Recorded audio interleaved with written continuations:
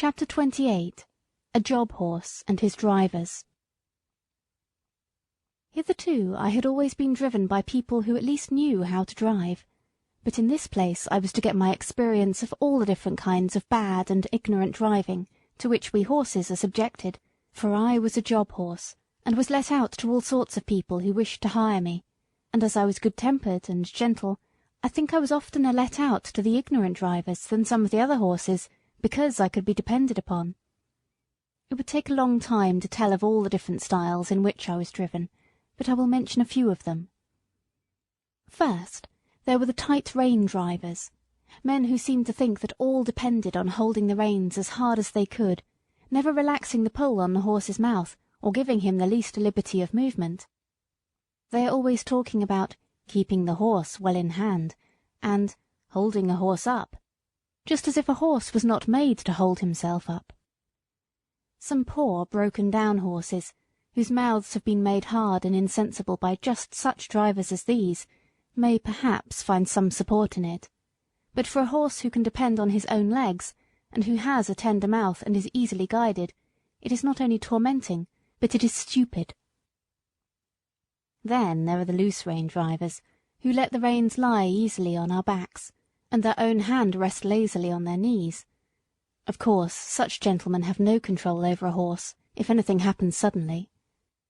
If a horse shies, or starts, or stumbles, they are nowhere, and cannot help the horse or themselves till the mischief is done. Of course, for myself I had no objection to it, as I was not in the habit of either starting or stumbling, and had only been used to depend on my driver for guidance and encouragement. Still, one likes to feel the rein a little in going downhill, and likes to know that one's driver is not gone to sleep. Besides, a slovenly way of driving gets a horse into bad and often lazy habits, and when he changes hands he has to be whipped out of them with more or less pain and trouble. Squire Gordon always kept us to our best paces and our best manners. He said that spoiling a horse and letting him get into bad habits was just as cruel as spoiling a child, and both had to suffer for it afterward. Besides, these drivers are often careless altogether, and will attend to anything else more than their horses.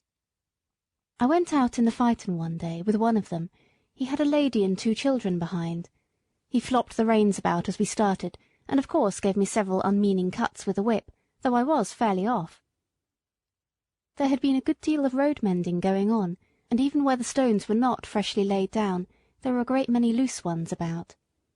My driver was laughing and joking with the lady and the children, and talking about the country to the right and the left, but he never thought it worth while to keep an eye on his horse, or to drive on the smoothest parts of the road, and so it easily happened that I got a stone into one of my forefeet. Now if Mr. Gordon, or John, or in fact any good driver, had been there, he would have seen that something was wrong before I had gone 3 paces.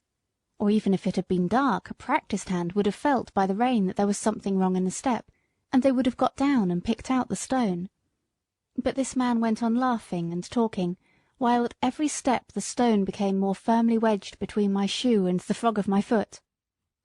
The stone was sharp on the inside and round on the outside, which, as everyone knows, is the most dangerous kind that a horse can pick up, at the same time cutting his foot and making him most liable to stumble and fall. Whether the man was partly blind or only very careless I can't say, but he drove me with that stone in my foot for a good half-mile before he saw anything. By that time I was going so lame with the pain that at last he saw it and called out, "Well, here's a go! Why, they have sent us out with a lame horse! What a shame!" He then chucked the reins and flipped about with the whip, saying, "Now then, it's no use playing the old soldier with me. There's the journey to go, and it's no use turning lame and lazy." Just at this time a farmer came riding up on a brown cob. He lifted his hat and pulled up.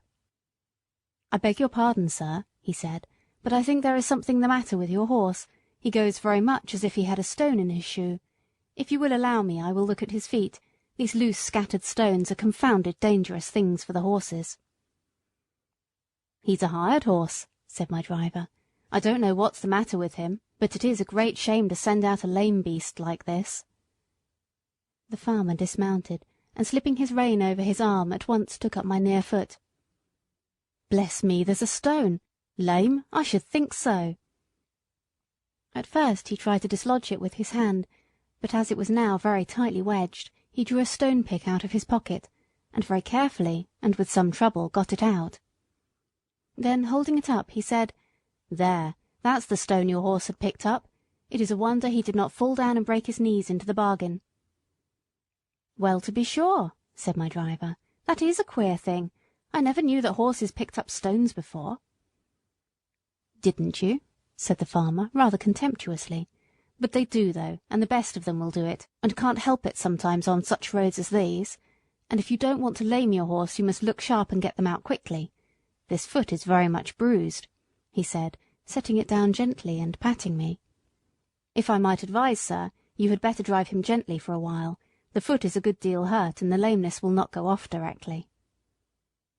Then, mounting his cob and raising his hat to the lady, he trotted off. When he was gone, my driver began to flop the reins about and whip the harness, by which I understood that I was to go on, which of course I did, glad that the stone was gone, but still in a great deal of pain. This was the sort of experience we job horses often came in for. End of chapter 28.